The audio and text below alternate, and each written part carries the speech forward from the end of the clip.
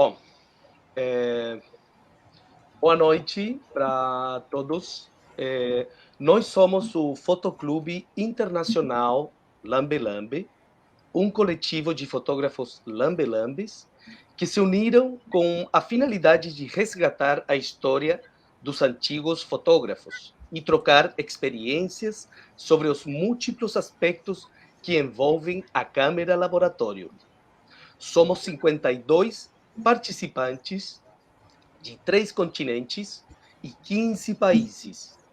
Esse ano acontece o nosso quarto encontro, que tem como foco a internacionalização do Fotoclube, com uma programação variada sobre a história e a técnica da fotografia lambe-lambe e dos fotógrafos.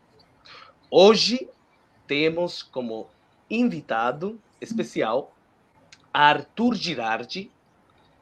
Vou apresentar ele e depois vou apresentar o Guilhermo também, que vai ser mediador, como eu. Então, o Arthur Girardi, carpanês, ele é bacharel em Química pela Universidade Federal de Juiz de Fora, tá? O ano 2012, com um período sanduíche na Universidade do Porto, Portugal. Mestre 2014 e doutor no ano de 2019, em Química pela Universidade Federal de Juiz de Fora. Desenvolve trabalhos com a interface química fotográfica, interface química fotografia, que aparece, enfatizando os processos fotográficos históricos, cianotípia, Mahon Van Dyck, aí o Arthur tem que me ajudar na pronunciação, em português, Mahon Van Dyck, né, meio holandês, né, papel salgado e fotografia analógica, com destaque para o processamento de filmes e papéis em preto e branco. Tá? E aqui aparece... Depois o Arthur ele vai falar mais sobre ele e vocês vão conhecer mais dele. E sobre o Guilhermo, Guilhermo ele é um realizador audiovisual argentino, formado e especializado em processos fotográficos antigos e alternativos. Fundador, presidente e professor da Associação Câmera Viajeira, organizador e curador de várias exposições fotográficas nacionais e internacionais. Bom, eu não vou falar mais nada, só vou dar a bem-vinda para o Arthur, para ele explicar o processo químico que ele quer mostrar hoje. Tá bom? Seja bem-vindo, Arthur. Obrigado, Otávio. Eu vou compartilhar minha tela, então, para a gente colocar na página da apresentação e aí eu faço a apresentação. Perfeito, por favor. Então, gente, boa tarde a todas as pessoas presentes. Eu gostaria de agradecer a Cássio e o Luiz pelo convite, né? Eu gosto muito de falar sobre química, principalmente a química da fotografia, e um tema bastante importante para nós fotógrafos, como o de hoje, que é a classificação e o direcionamento dos resíduos fotográficos. Então, eu vou fazer uma breve apresentação, né? O Otávio falou um pouco sobre a minha formação, mas vou falar um pouco de novo. Meu nome é Arthur, eu sou formado pela Universidade Federal de Juiz de Fora e no final do meu doutorado eu comecei a estudar os processos fotográficos históricos como uma ferramenta para o ensino de química, né? E aí mais voltado para a cianotipia. E nesse ano, junto com a professora Bárbara e a Flávia, nós publicamos um capítulo de livro que trata exatamente sobre esse tema.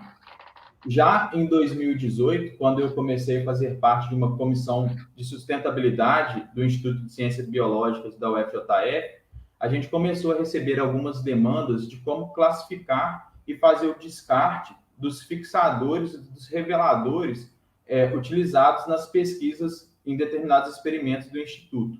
E foi aí que eu comecei a me interessar pela fotografia analógica, né, pelos processos analógicos, principalmente a fotografia em preto e branco. Então, eu montei uma apresentação hoje para a gente falar um pouco sobre os equipamentos, a gente vai falar um pouco, né, sobre os equipamentos de proteção individual, a classificação dos resíduos, depois eu montei um fluxograma para a gente fazer a identificação desses resíduos, né, e eu trouxe uns estudos de caso, falando sobre o revelador D76, o interruptor, o fixador e o branqueador, utilizado em processos de revelação por inversão, e como a gente faz o direcionamento desses resíduos. Bom, os reagentes químicos, eles são seguros quando manipulados de forma correta, portanto, é importante nós conhecermos as suas incompatibilidades e as maneiras corretas de descarte para a gente não nos colocar em risco, nem deixar em risco o meio ambiente e as pessoas que convivem com a gente, né? Por isso, então, sempre que a gente trabalha com algum reagente químico, né, é importante a gente utilizar os equipamentos de proteção individual. Aqui, no caso, o óculos de segurança, principalmente quando a gente está usando fixador, que se respingar no olho pode causar cegueira, né? O jaleco de algodão para preservar a nossa pele e as luvas de preferência nitrílica, especialmente quando a gente está trabalhando com revelador, porque o mentol, que é um componente principal de muitos dos reveladores, ele tem uma capacidade muito grande em causar alergias. Então, é importante a gente proteger a nossa mão, né, utilizando a luva nitrílica, que ela tem uma maior resistência aos produtos químicos. Gente, só vou conferir, vocês estão me ouvindo legal? Tá dando certo? Só um feedback. Sim, Arthur. Tá? Perfeito, vou continuar então, porque senão eu vou falando e não estava funcionando. Bom, então sempre que a gente trabalha revelando algum material fotográfico, a gente acaba gerando um resíduo, né? E nós somos responsáveis por esse resíduo. Então é importante a gente aprender a classificar esses resíduos e a forma correta de descartar esse material para a gente não acabar prejudicando o meio ambiente, né? E a classificação dos resíduos no Brasil, ela é regulamentada pela norma 10.004. Eu trouxe aqui o QR Code para quem quiser ter acesso a essa norma, o PDF dela na íntegra, né?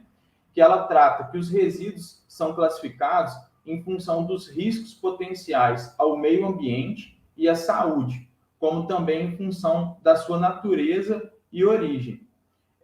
E aí, para facilitar o nosso entendimento da classificação dos resíduos, a gente acaba subdividindo esses resíduos em determinados grupos, né, com características semelhantes, e eu trouxe aqui os 4 grupos que eu acredito que englobam a maior parte dos resíduos gerados na fotografia. Então, esses grupos são, o primeiro grupo, os grupos dos metais pesados, que são elementos químicos que apresentam uma alta densidade, né, e uma elevada toxicidade em concentrações muito baixas. E aí, em destaque na fotografia, nós temos a prata presente nos fixadores usados e o cromo presente nos branqueadores dos reveladores de inversão.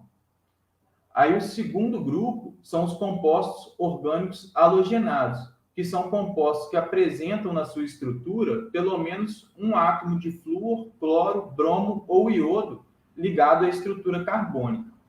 Aí aqui, gente, não tem como fugir um pouco da química, né? Porque essa classificação dos resíduos, ela se dá com base na estrutura dos reagentes. Então, a gente vai falar um pouco sobre a estrutura química desse composto, mas é uma coisa bem simples que dá para entender. E nos estudos de caso, vai ficar mais fácil de ver isso dentro da fotografia. O terceiro grupo são os compostos orgânicos não halogenados, que são compostos orgânicos não inflamáveis e que geralmente apresentam o elemento químico nitrogênio, enxofre ou fósforo ligado à estrutura carbônica. E dentro da fotografia, a gente pode usar como exemplo as soluções de benzotriazol, que é um agente antivéu, e as soluções dos reveladores, no caso aqui o metol, onde a gente consegue ver a ligação carbono-nitrogênio, que é essa ligação aqui. E o quarto e último grupo são os compostos corrosivos, que são compostos que apresentam uma elevada taxa de corrosão ao aço, podendo, portanto, causar dano aos tecidos humanos. E dentro dos compostos corrosivos, nós temos os compostos corrosivos ácidos, que têm um pH abaixo de 7, e os compostos corrosivos básicos, que têm o pH acima de 7. Aí, como exemplo, na fotografia, nós temos soluções de ácido clorídrico e hidróxido de sódio. Bom, embora essa classificação, subdivisão dos grupos estejam bem definidas, é difícil a gente olhar para um resíduo gerado e conseguir identificar a ordem de prioridade em qual classe ele se encaixa, né? Então, a gente criou um fluxograma que, a partir de uma série de perguntas que a gente responde com base do nosso resíduo, a gente consegue identificar. Então, a primeira pergunta que a gente faz é se esse resíduo contém metais pesados. Aí, se sim, a gente abre para mais duas perguntas, que é se eles têm compostos de mercúrio, e caso for positivo, a gente etiqueta esse resíduo como compostos de mercúrio, e se não, a gente pergunta se ele tem prata. E caso ele tenha prata, a gente etiqueta como resíduos de prata, porque devido ao elevado valor agregado da prata, esse metal ele pode ser recuperado no final, né? Caso ele não tenha prata, a gente etiqueta como metais pesados. Se o resíduo que a gente trabalha ele não tem nenhum metal pesado, a gente pergunta se ele tem compostos orgânicos halogenados. Se ele tiver, a gente etiqueta como composto orgânico halogenado. E se ele não tiver, a próxima pergunta é se ele apresenta compostos orgânicos não halogenados. Aí, no caso, se for positivo, a gente etiqueta esse resíduo como compostos orgânicos não halogenados. E a quarta e última pergunta é se esse resíduo apresenta líquidos corrosivos.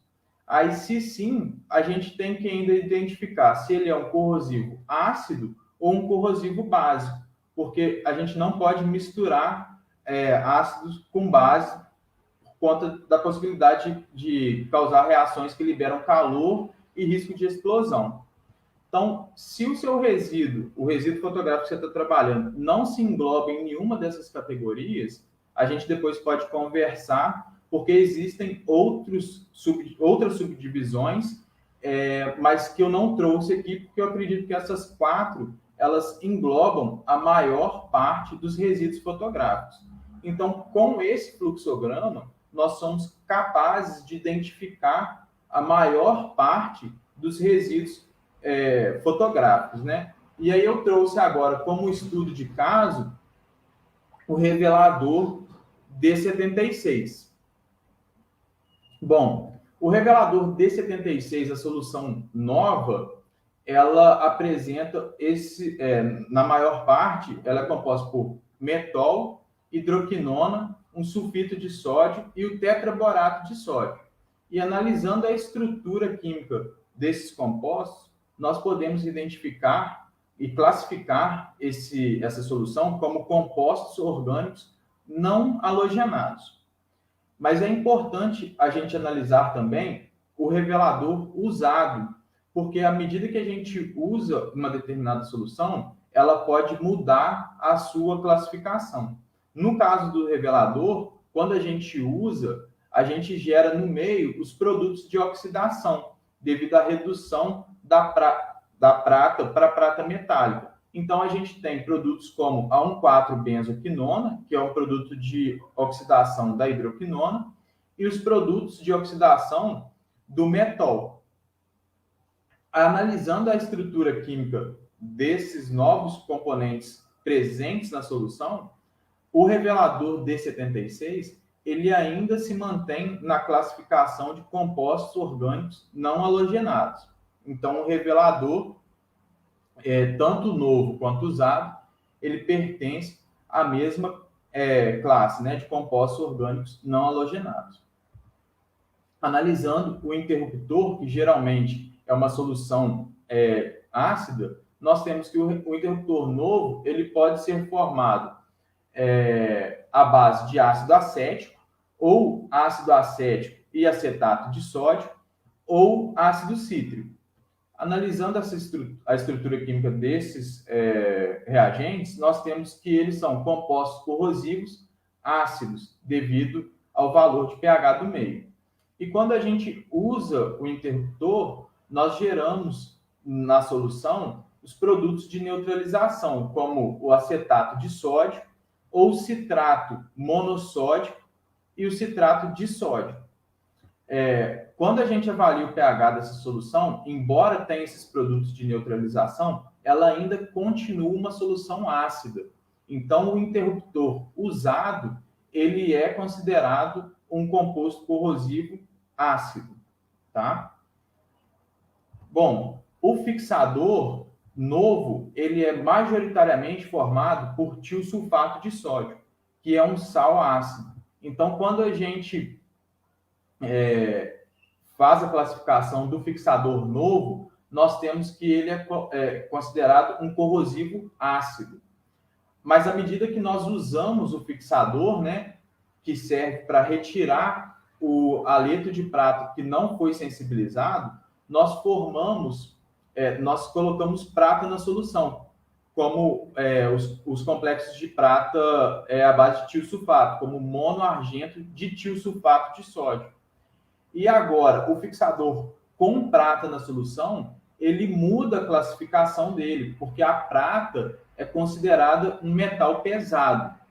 Então, agora, a nossa classificação, ela passa para a primeira ordem de prioridade, né, que são os metais pesados, e no caso dos resíduos de prata. Então, é interessante a gente rotular e armazenar o fixador usado, né, separadamente, porque essa prata ela pode ser recuperada com diferentes processos que eu vou comentar mais para frente.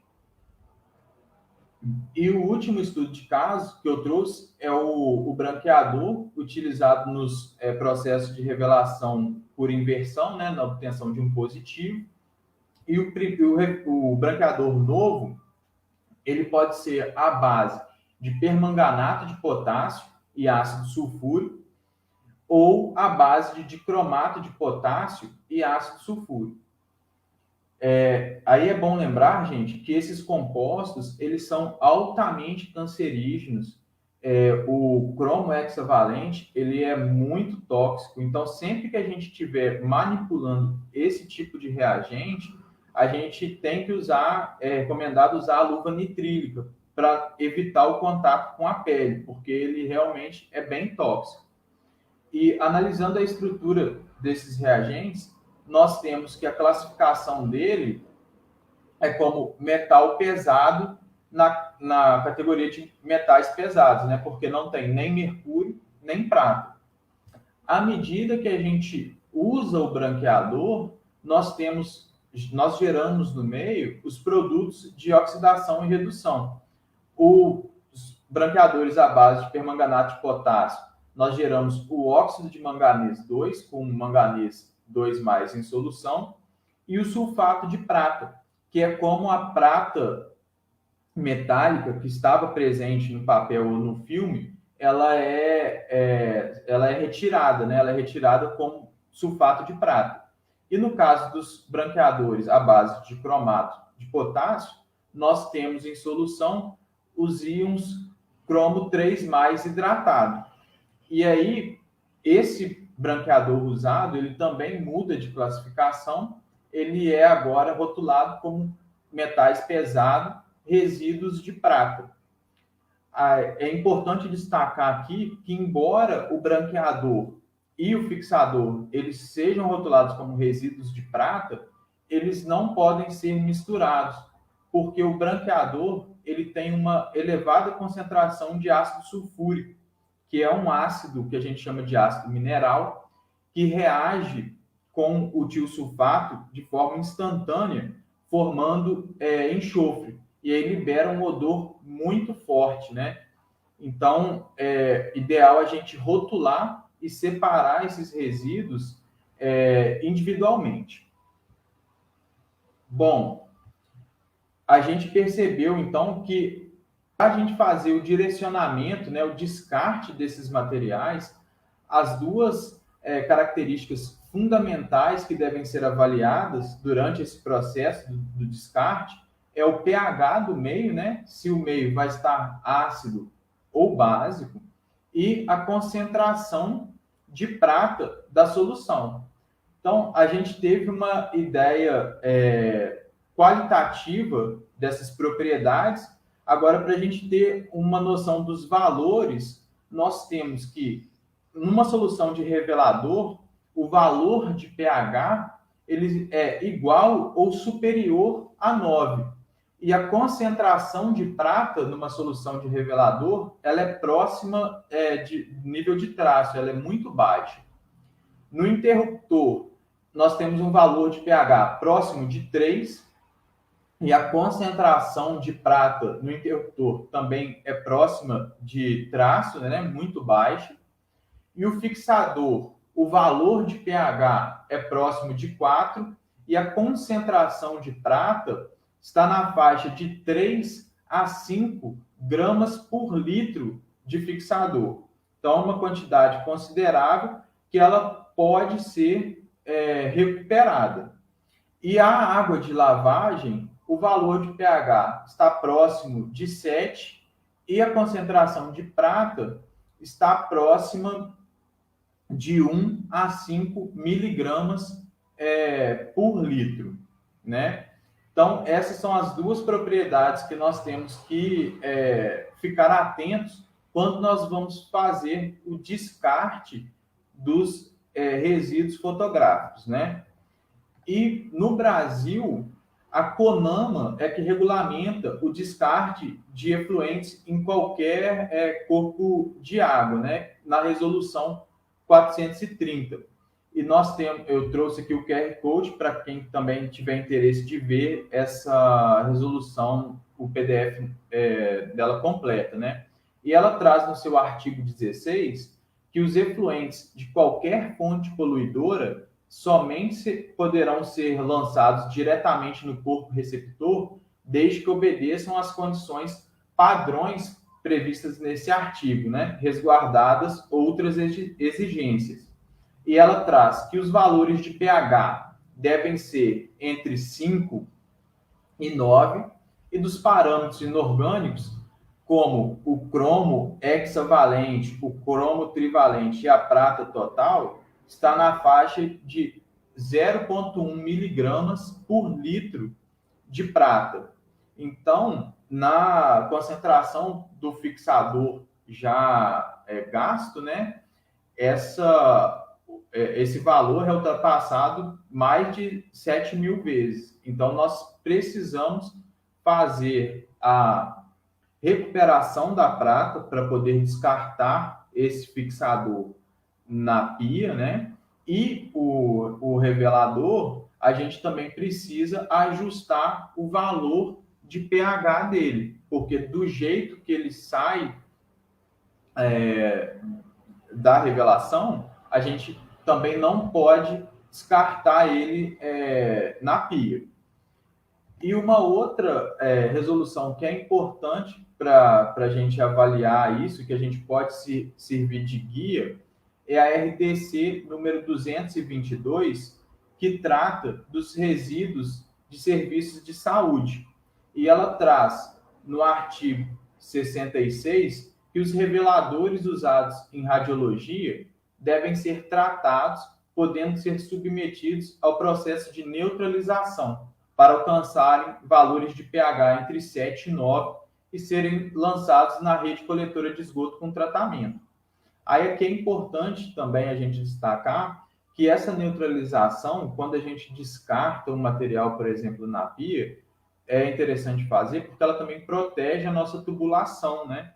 Porque você descartar materiais com um valor de pH muito baixo ou muito alto, né? Ou seja, soluções ácidas ou muito básicas, ela pode ir degradando a tubulação da sua casa, do seu prédio, e depois causar vazamentos.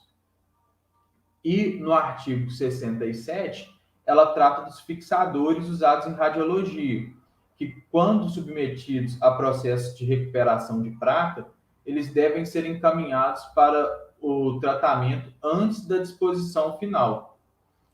Então, esses reveladores e fixadores de radiologia, eles têm uma composição química muito semelhante com os reveladores e fixadores que a gente usa em fotografia. Então, a gente pode usar essa RDC como um guia para os nossos descartes, né? Tanto do revelador quanto do fixador.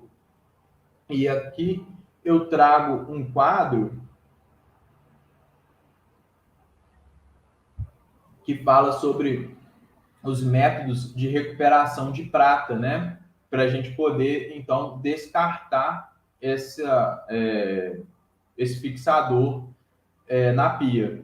Nós temos o método de recuperação eletrolítica, o deslocamento por metal ou a precipitação da prata.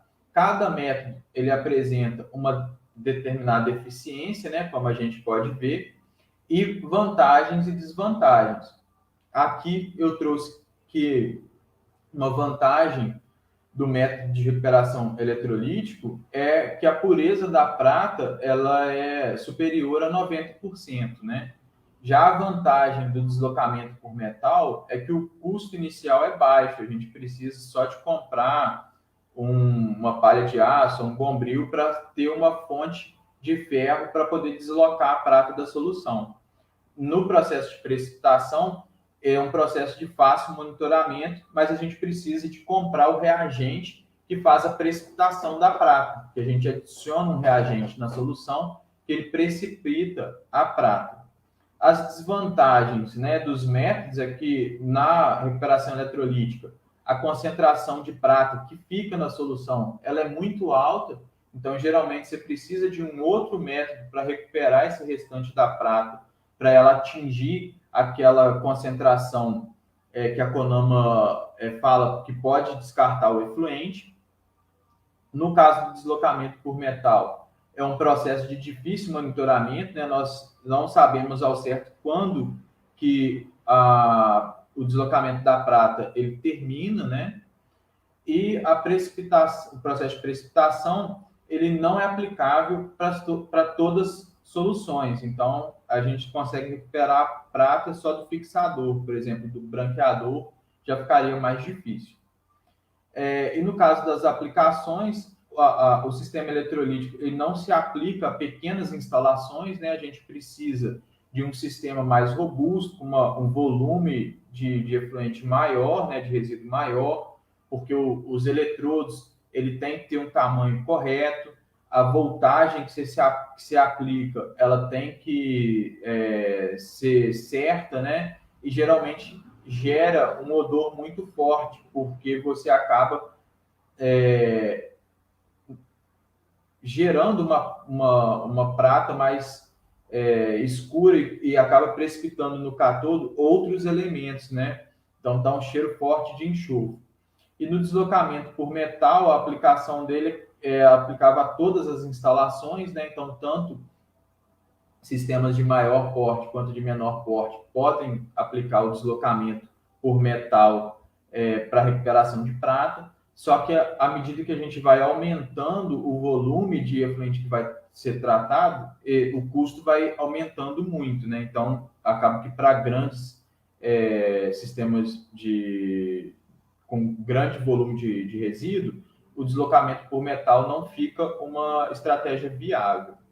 E o processo de precipitação, ele também é aplicável a todas as instalações, mas da mesma forma que o deslocamento por metal, à medida que você aumenta a quantidade de resíduo que você tem que tratar, você precisa de mais material para precipitar essa prata, né? Bom, gente, isso daqui é o apanhado dos métodos de recuperação de prata, e aí agora eu trouxe alguns vídeos para a gente exemplificar esse processo de neutralização, né, do revelador. Então, aqui eu tenho uma solução de interruptor e revelador, e eu meço com a fita de pH o valor de pH. Então, do interruptor, ele é próximo de 3, que é um meio ácido. No revelador, eu meço pH e o pH fica próximo de 9, que é básico, né? São interruptores e reveladores usados. E quando eu verto um reagente no outro, eu acabo mudando a acidez do meio, né? E quando eu faço a conferência do pH, eu percebo que ela está próxima de 7 e que aí então ela pode ser descartada na pia, né? Que ela vai ser direcionada para uma estação de tratamento. Então aí para vocês verem que a nova solução fica com valor de pH próximo de 7. Aqui no próximo vídeo eu trago esse mesmo processo de neutralização, só que aqui eu não uso uma fita de pH, eu uso um extrato de repolho roxo para medir a acidez do meio, né? Então, o repolho roxo em soluções ácidas, ele fica com uma coloração avermelhada, em soluções básicas, ele fica com uma coloração esverdeada. E quando a gente verte uma solução na outra, igual foi no exemplo anterior, nós mudamos a acidez do meio, deixando o valor de pH próximo de 7, que dá uma coloração ou incolor ou próxima do lilás, e a gente pode, então, descartar esse material na pia. Aqui vale lembrar que, caso a gente não use o interruptor, né, nós podemos comprar o ácido cítrico, que é um ácido bem barato, que vende nessas casas de artigo de cozinha, né, de loja de material a granel. Geralmente, ele, aqui na minha cidade, que é Juiz de Fora, está próximo de R$16 o quilo. Então, você tem ácido para neutralizar a maior parte dos reveladores que você usa durante, né, a revelação dos seus materiais. E a vantagem de usar o ácido cítrico é que ele pode ser descartado na pia em concentrações mais altas, porque ele é biodegradável, que é o ácido das frutas cítricas, né? E aqui, no último vídeo, eu trago um fixador usado e eu vou fazer um teste para calcular o pH desse fixador e a quantidade de prata que ele está. Então, é um fixador que eu usei 2 vezes e com essa fitinha eu consigo perceber que a quantidade de prata ela está próximo de 1 grama por litro e o valor de pH próximo de 4.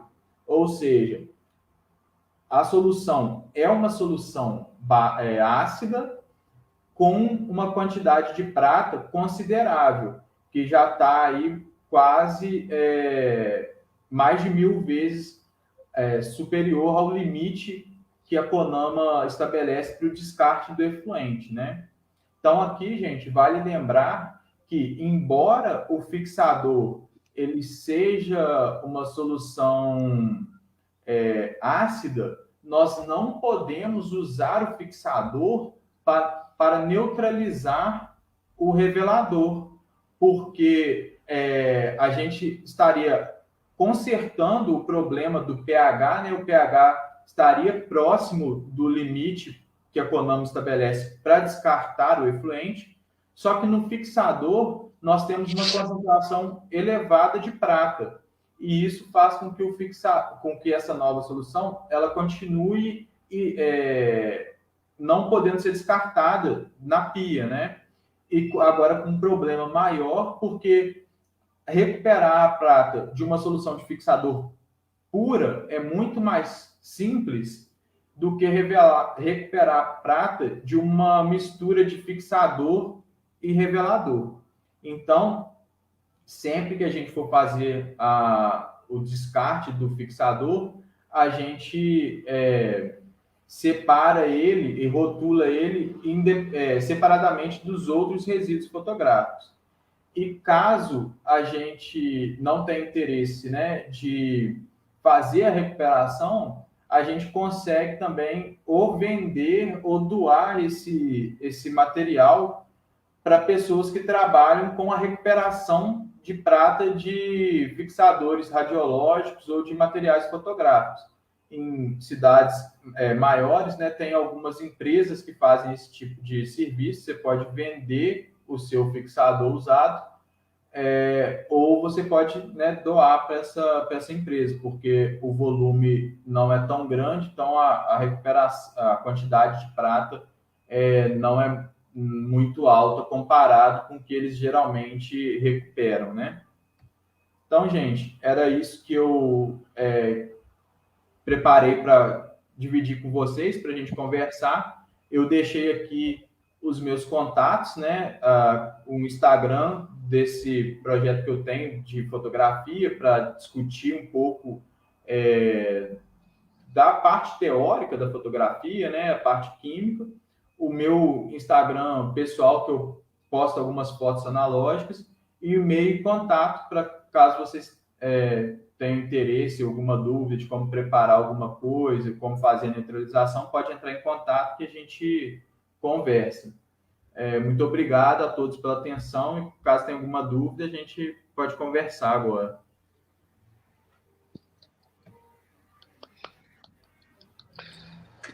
Muito interesante. Desculpa, Guillermo. No, estoy, como todos los nerds, seguramente del mundo fotográfico, estará totalmente encantado con la charla de Artur, porque fue muy interesante. Se me escaparon algunas cosas, por supuesto, por el idioma, y tengo 1000 millones de preguntas. Como primero y principal, ver si puedo hacerme amigo de él por el resto de mi vida. Me parece que es el amigo indicado que necesito. Sim. Desculpa, Guillermo. Eu não falei um detalhe que eu preciso mencionar, que o Artur, ele desde o ano 2016, não sei se você falou isso, Artur, ele trabalha com o descarte de resíduos, né, químicos na comissão ICB Sustentável, ocupando atualmente o cargo de vice-presidente. Isso, não sei se você já tinha falado, mas é importante, né, falar também, para não ficar fora. Sí, tengo muchísimas preguntas. Voy a hacer algunas como para que también la gente, si es que tiene seguramente alguna pregunta, se la pueda hacer a Artur y aprovecharlo, porque me parece que es la oportunidad para hacerlo. Entendí todo el proceso que me resultó muy interesante, y los 2 videos finales fueron como reveladores, valga la redundancia, reveladores de algo simple, de cómo llevarlo a cabo, esa neutralización. Me pongo en modo minutero, me pongo en modo fotógrafo lambe-lambe, y pienso en las distintas posibilidades que tiene un fotógrafo minutero al momento de querer neutralizar los químicos.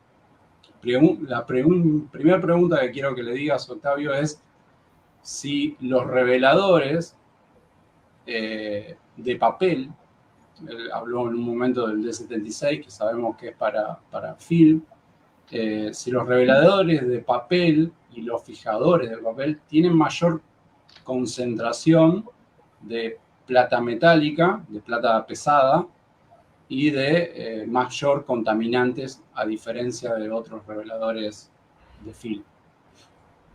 Eu acho que o Artur entendeu, né? A pergunta, sim.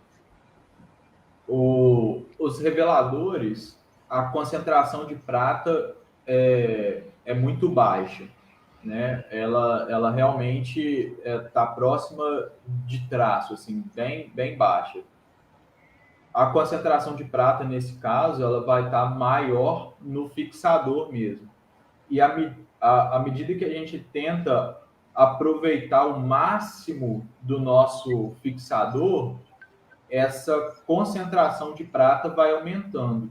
Então, quando a gente pega um fixador muito esgotado, a concentração de prata ela fica próxima de 8 gramas por litro, né? Então, fica bem alto. Então, com relação ao revelador, ela é realmente bem baixa, porque a composição, igual o D76, mais para filme, mais para os reveladores de papel, a concentração é bem próxima, né? E a composição é próxima, né? E dos fixadores também. Então, a quantidade que eles conseguem absorver de prata acaba que fica nessa faixa de vamos colocar, quando você usa muito, até 8 gramas, de 5 a 8 gramas de prata por litro de solução. Sí, sí, eu tinha uma outra pergunta. ¿Você entendeu, Guillermo?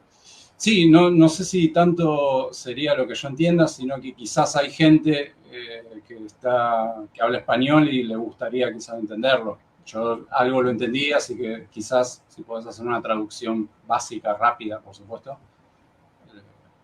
puede ayudar a la gente. Yo no anoté punto por punto, ¿sí? De lo que dijo recién Arthur, pero Arthur habla devagar, fala devagar, então dá para entender, não?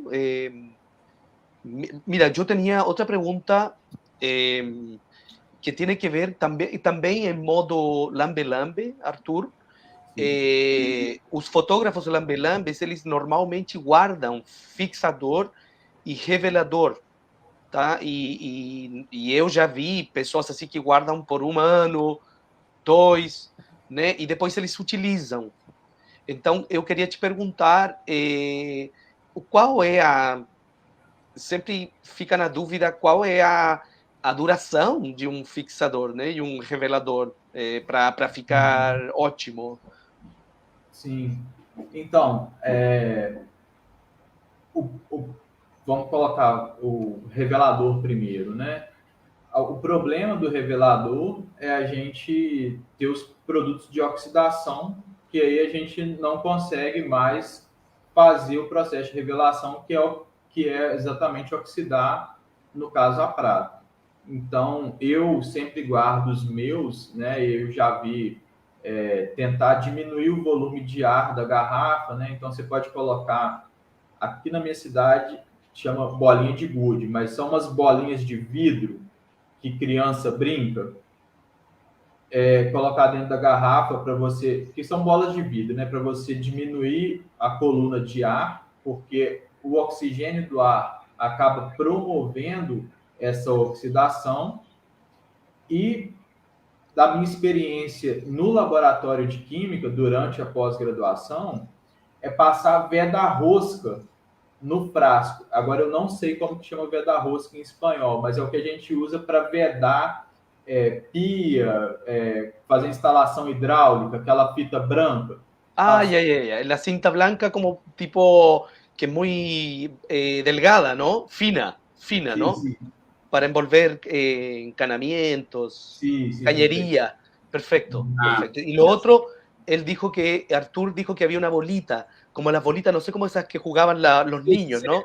Para como las que juegan los niños. Para quitarle el oxígeno que ayuda al proceso de la oxigenación. Exactamente, para esa bolita se mete adentro de la botella y ahí al sacar el químico, la bolita hace que, me acordé de los desodorantes que también tienen su... Bueno, y es lo mismo para que no entre oxígeno, ¿ya? Y el oxígeno es el que provoca la oxidación, por lo que estoy entendiendo.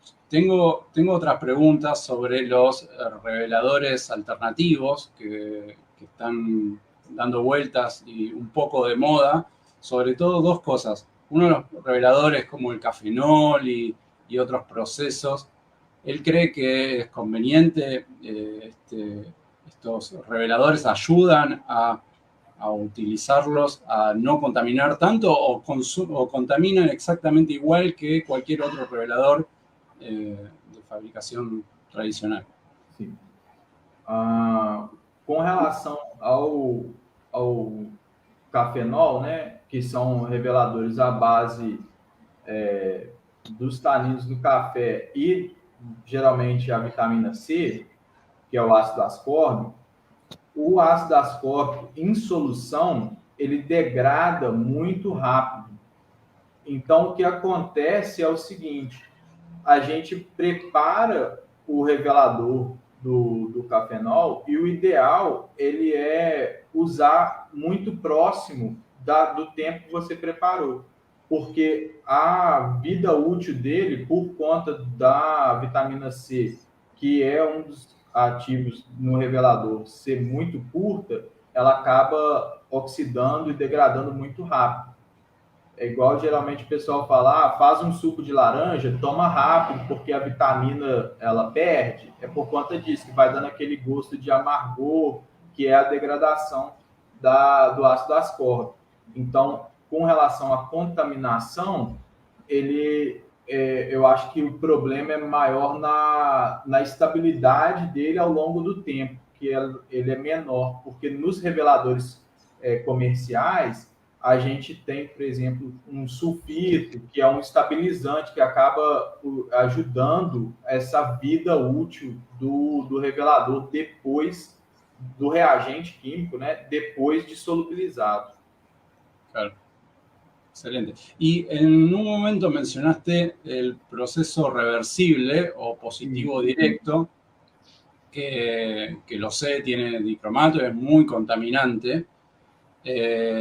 ¿Sabes del proceso con peróxido de hidrógeno? Y si lo sabes, ¿crees que es mejor este método para reemplazar el positivo directo con dicromato y químicos que son bastante más tóxicos?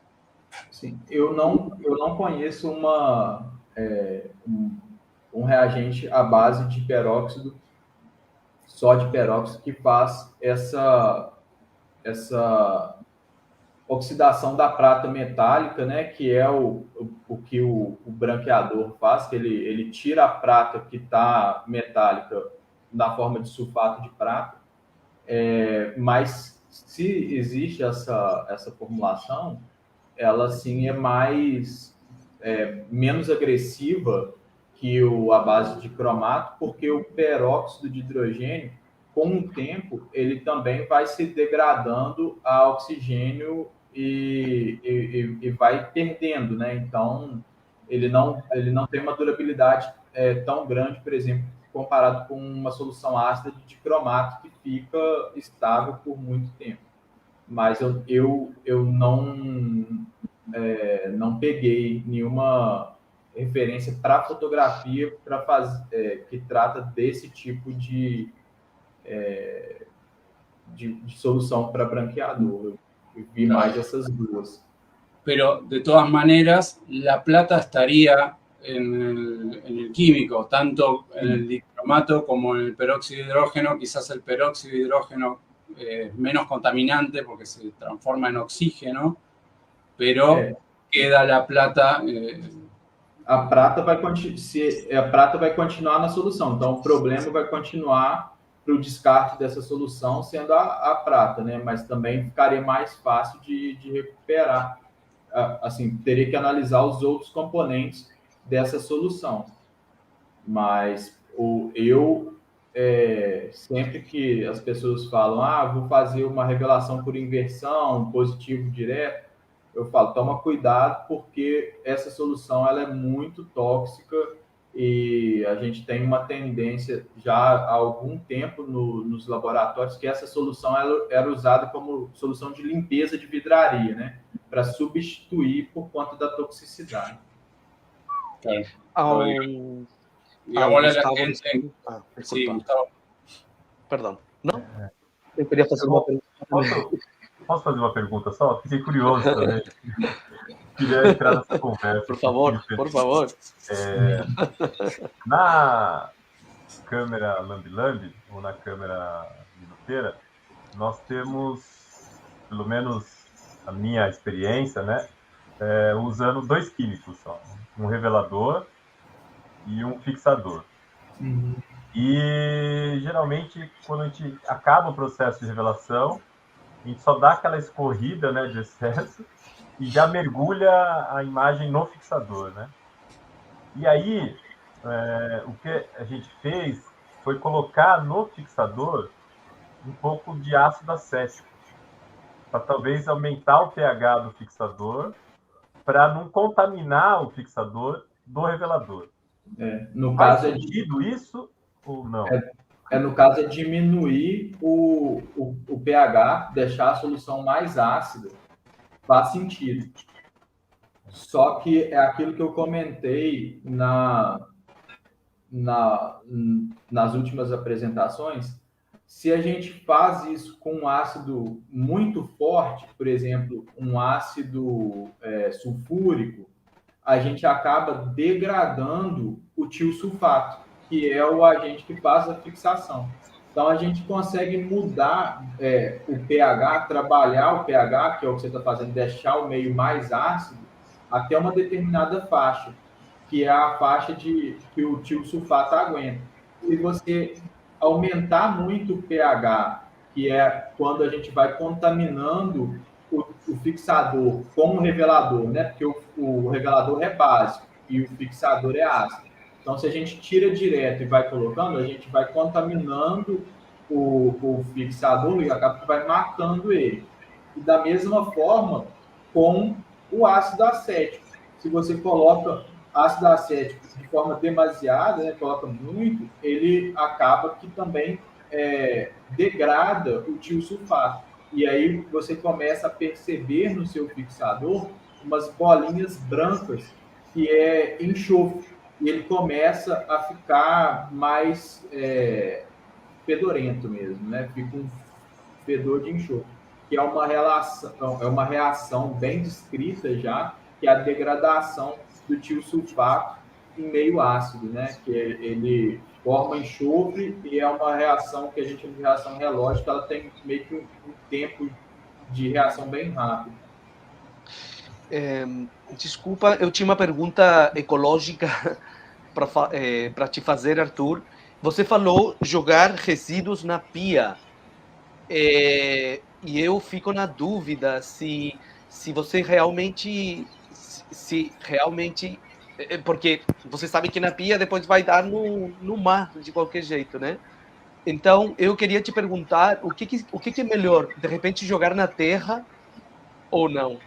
Ou será que na terra é menos ecológico que na pia? Então, quando a gente faz por exemplo, a gente fez o processo de neutralização do revelador, né? Igual eu mostrei no vídeo, o pH está próximo de 7. Seguindo as resoluções do Brasil, no caso a RDC 222 e a CONAMA 430, a gente pode descartar esse material. Quando eu falo na pia, é porque eu aqui no Brasil eu estou imaginando que você está descartando em algum lugar que vai para uma estação de tratamento. Então, o que a gente faz eu vou preparar o meu efluente para ele ser descartado para uma estação de tratamento. Perfeito. Igual aqui tem a Copasa, algumas outras empresas que tem essas plantas de EPA, né, Estação de Processamento de Água, que faz o tratamento desses resíduos. Por isso que ela tem esses parâmetros, por exemplo, valor de pH, de acidez, né? E os parâmetros inorgânicos, que são os metais dissolvidos, que você tem que ter uma concentração específica para poder descartar.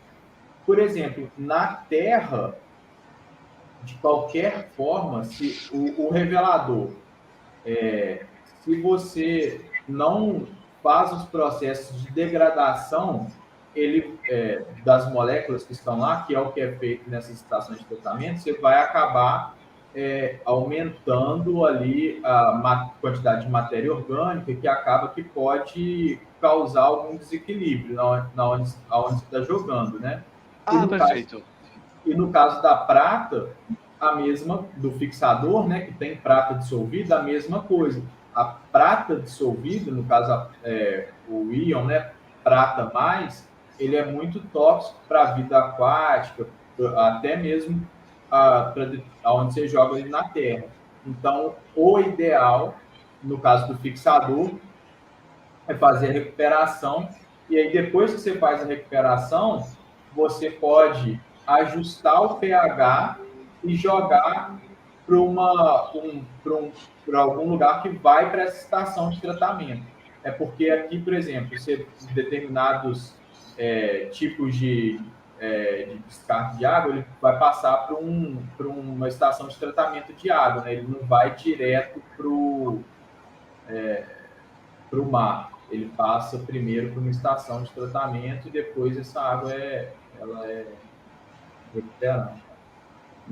Então, seria isso. Assim, na terra, eu não recomendaria, ou de fazer, por exemplo, pega um balde ou algum negócio que é isolado e você vai jogando o seu resíduo ali, mas de qualquer forma, com o passar do tempo, você depois vai ter uma caixa com um determinado peso ali de resíduo, né?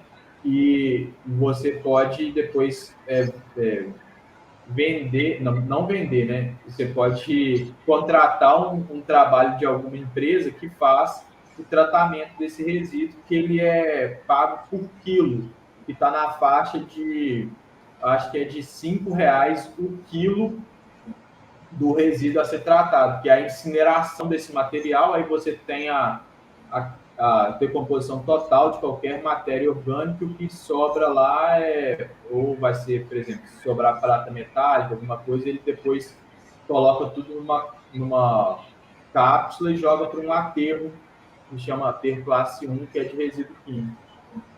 Interessante. Bien. Muito interessante. Wow, obrigado. Muito obrigado. Una pregunta, sobre todo de Brasil, porque sé que acá en la Argentina hay muy pocas plantas que realmente traten la disposición final de los residuos tóxicos. Hay muy pocas, y las que hay, por buena fuente, me dijeron de que te dicen, ok, vamos a disponer de esto correctamente, y en realidad lo tiran en el primer río que encuentren y cobran la subvención del Estado. Problema aparte. En Brasil hay lugares donde la gente se puede acercar, por ejemplo, con el fijador, que es el químico que quizás no lo puede neutralizar un fotógrafo tan simplemente. Hay varias plantas. Então, a experiência que eu tenho, dentro da universidade, a gente contrata uma empresa, né? Então, a empresa passa recolhendo. Mas, por exemplo, acaba que esses resíduos de radiografia, né, radiográficos, a gente vê muito, por exemplo, em clínica veterinária, que faz raio-x de animal de estimação, ou até que faz raio-x de pessoas mesmo, né? E eles guardam esses resíduos e também vendem para empresas. Então, acaba que você tem lá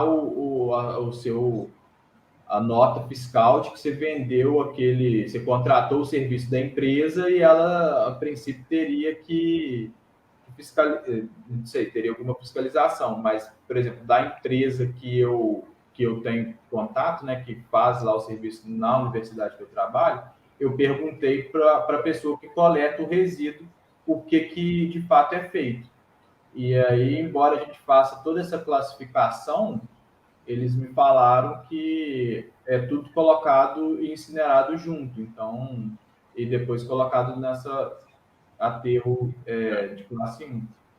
Mas eu não sei como nunca participei de uma fiscalização, né? para saber. E até uma outra opção seria, se você não quer recuperar a prata do seu fixador, é você procurar uma casa dessa que faz tratamento de radiografia, faz exame de radiografia, e falar assim, você pode descartar o meu fixador também, porque esse fixador ele é vendido, então gera uma renda para a empresa, né?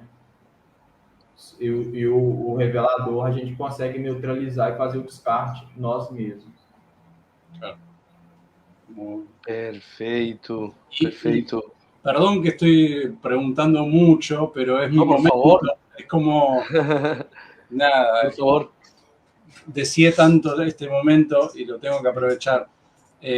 Dado tu experiencia, me alejo un poco de la neutralización de los químicos y voy más que nada a la preparación.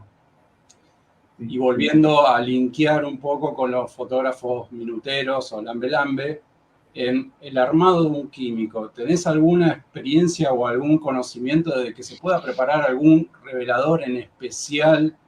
O sea, el fotógrafo minutero siempre por lo general compra los químicos en alguna tienda, pero sé que se pueden armar y preparar y quizás teniendo en cuenta la contaminación uno puede prepararlo ya previendo un poco eso y preparándose un revelador un poco más adaptado al papel fotográfico y no a otras cosas. Aí eu vou... Talvez se eu entendi a pergunta mesmo. Né? Sim.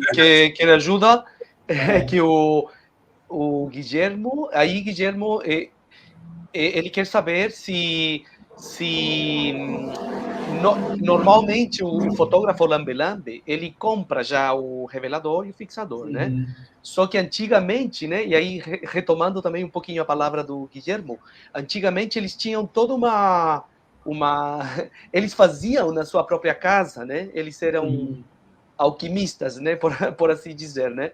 Então, a pergunta do Guilhermo é se hoje, né, se tem alguma fórmula, isso, Guilhermo, não? Alguma fórmula? Sim, alguma fórmula de algo que não contamine tanto. Para que não contamine, para você fazer o seu próprio revelador e seu próprio fixador, né, na sua casa, né? Na sua casa. Não? A minha dúvida, no caso, essa contaminação é durante o preparo para o revelador funcionar ou a contaminação do revelador em si, né? Do revelador sair bem preparado? Octávio. Desculpa, Arthur. Você pode repetir, por favor? A minha dúvida com relação à pergunta dele é quando ele fala contaminação. É a contaminação durante o preparo do revelador. Perfeito. O revelador não ficar contaminado, né? Dele manter as propriedades de revelação. Sim. O Arthur, ele pergunta que, o sea, no entendió también, si tu pregunta era de la contaminación durante la preparación del revelador o de los químicos, o también puede ser o después. No, sobre todo después.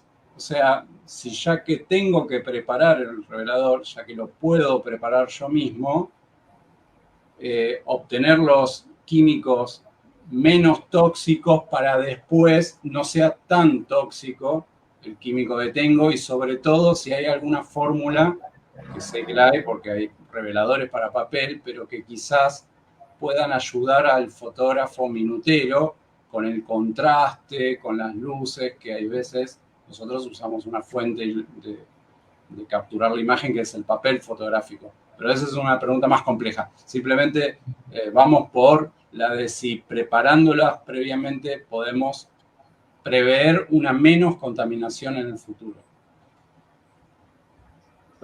Te matei, Octavio. Sim. Acho que o Arthur entendeu, ou não? Sim. Sim. Menos contaminante, né? Que durante e depois.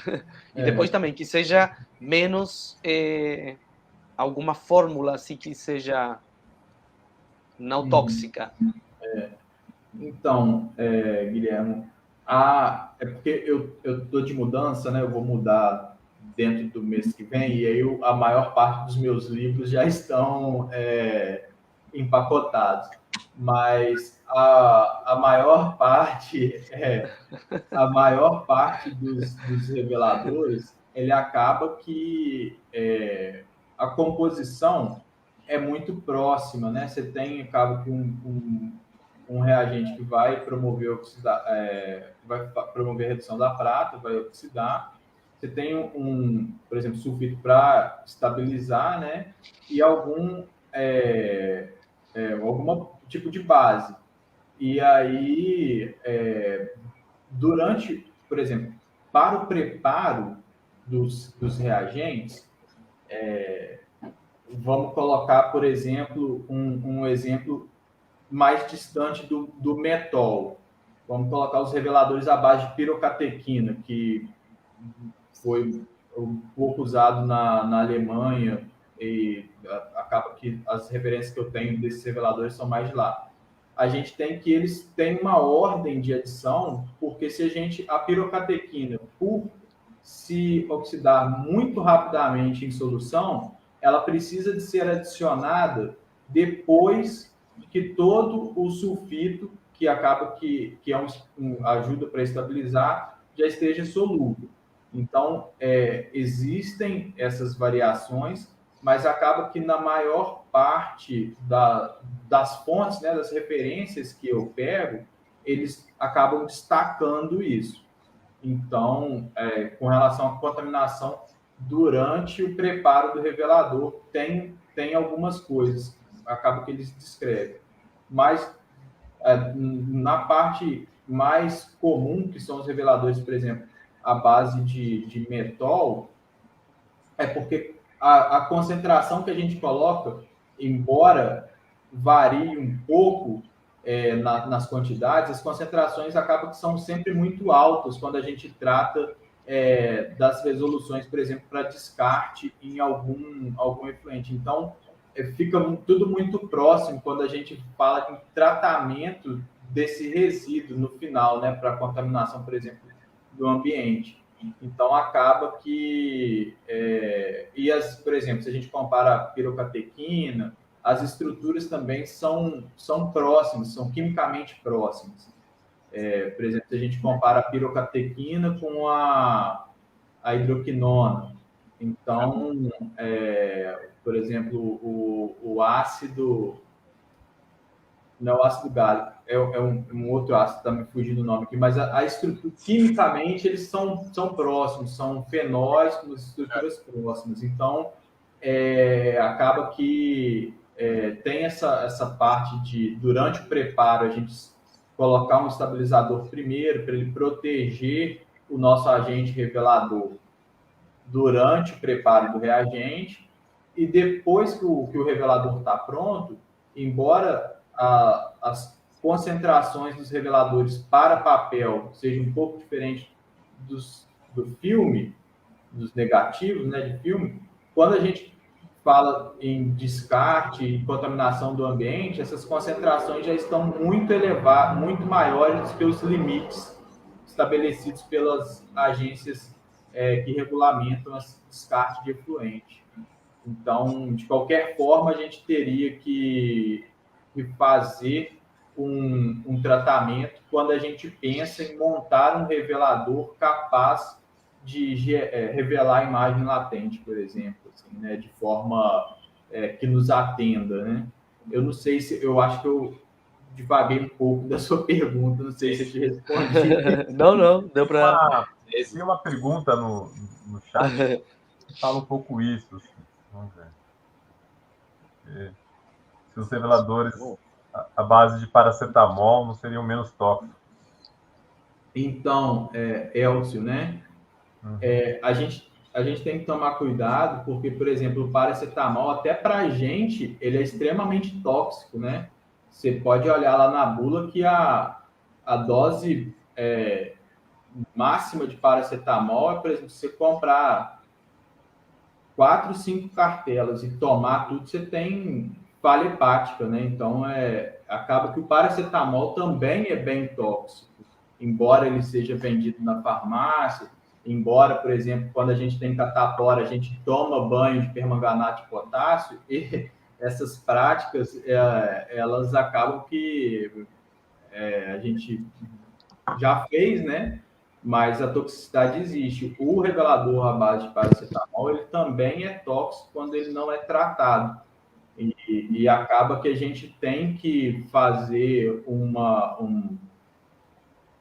tem que tomar um cuidado, porque aí a gente tem uma outra regulamentação, que é, por exemplo, a gente descartar material que tem medicamento, né? Uma concentração elevada de paracetamol. E tem uma outra legislação que olha isso, que é, assim, não é a mesma coisa, mas vamos fazendo uma comparação, por exemplo, você vai descartar muito hormônio na água, acaba que você contamina aquela vida aquática ali e pode gerar outros tipos de problemas.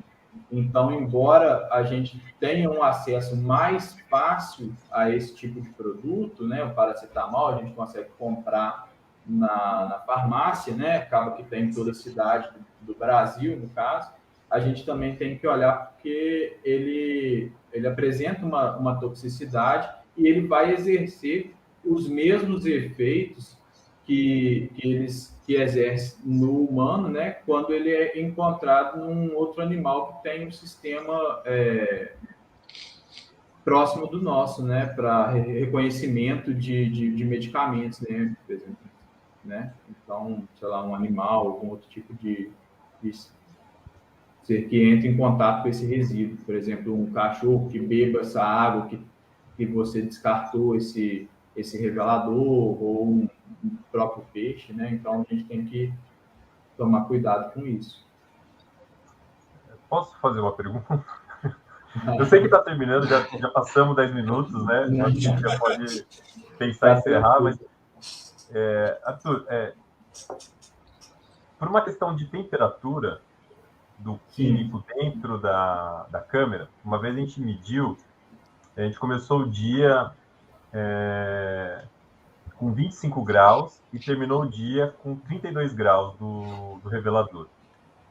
Aí, por causa dessa temperatura, a gente achou uma fórmula num livro que chamava revelador tropical, que tira a hidroquinona, é um revelador só de metol, né?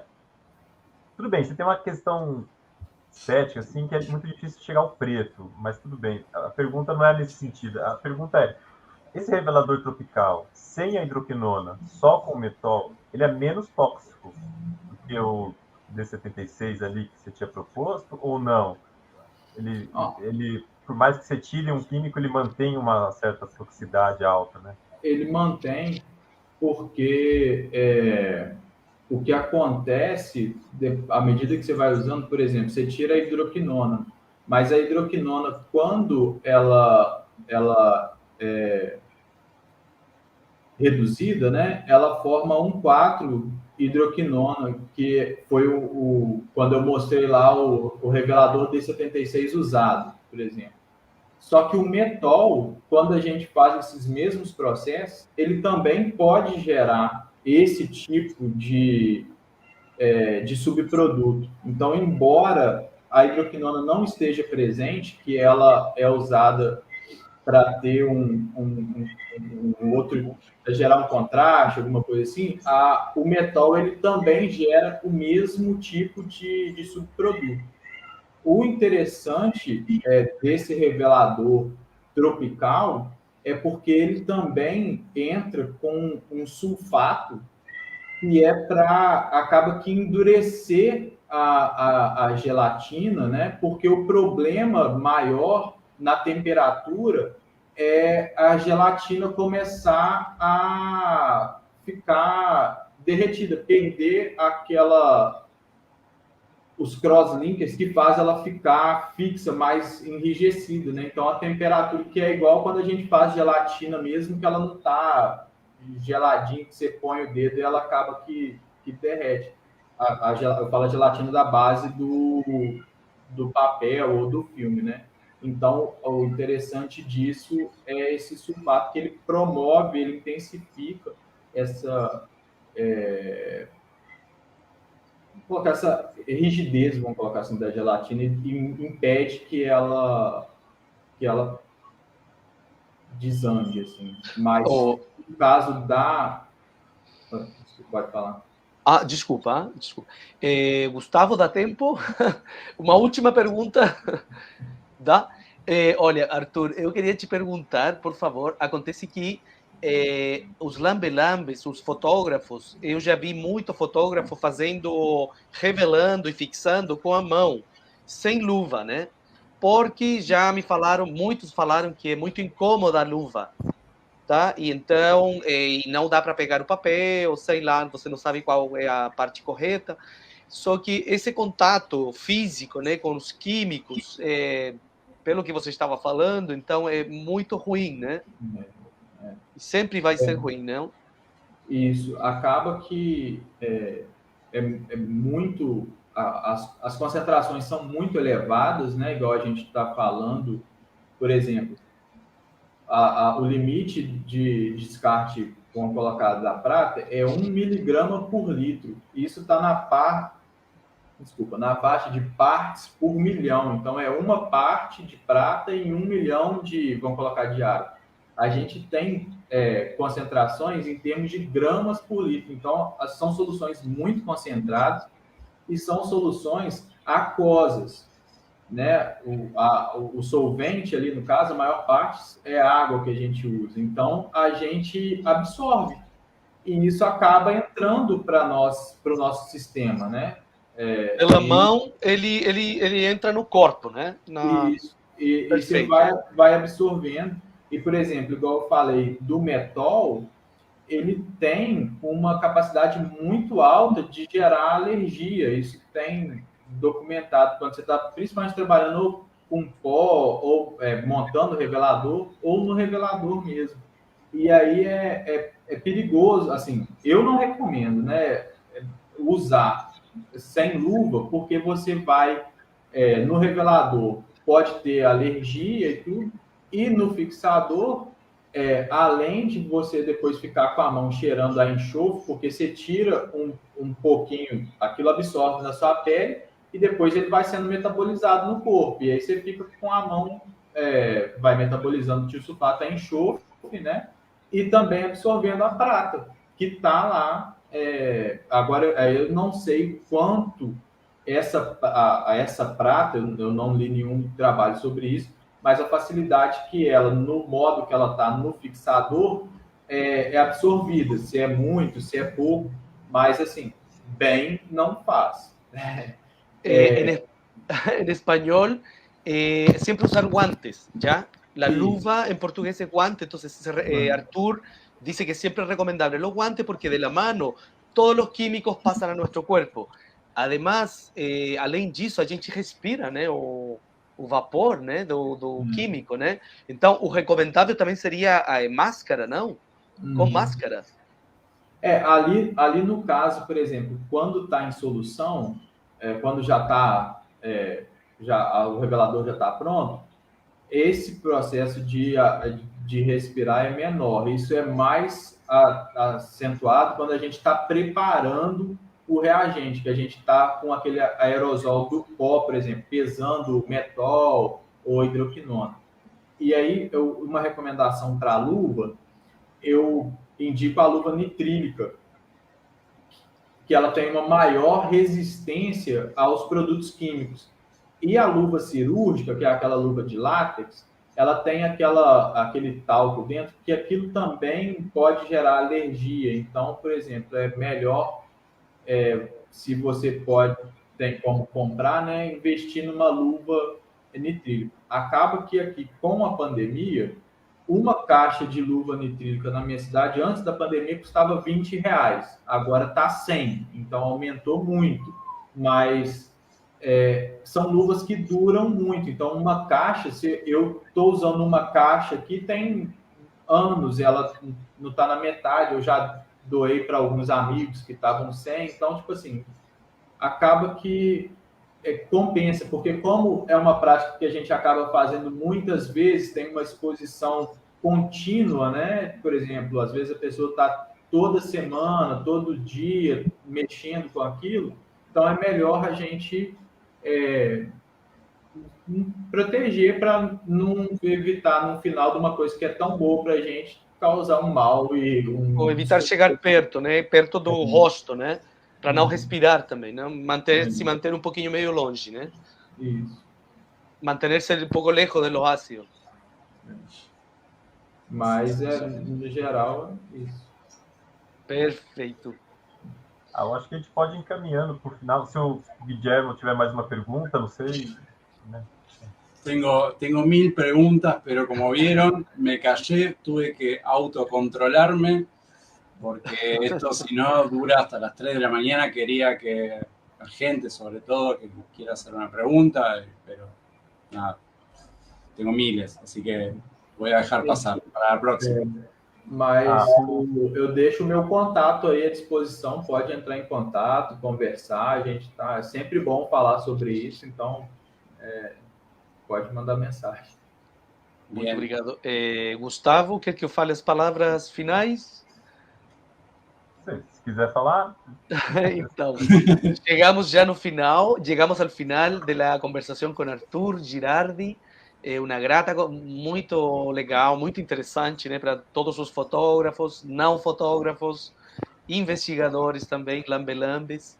E eu tenho que lembrar que amanhã continua o quarto encontro Lambelambe do Fotoclube, e amanhã vai ser a live, não sei como em português, a live, conversa sobre questões estéticas na fotografia Lambelambe, às 18 horas do Brasil, tá bom? E sábado voltaremos para o encerramento do encontro com 2 apresentações.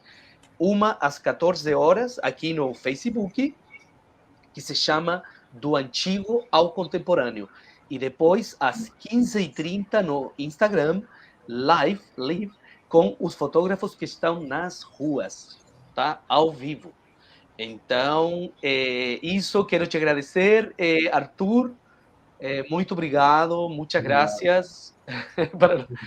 Muito bom, Arthur, obrigado aí, viu, pela parceria, Guilherme, Otávio. De nada, então, adeus, tchau, tchau, boa noite, tchau, tchau.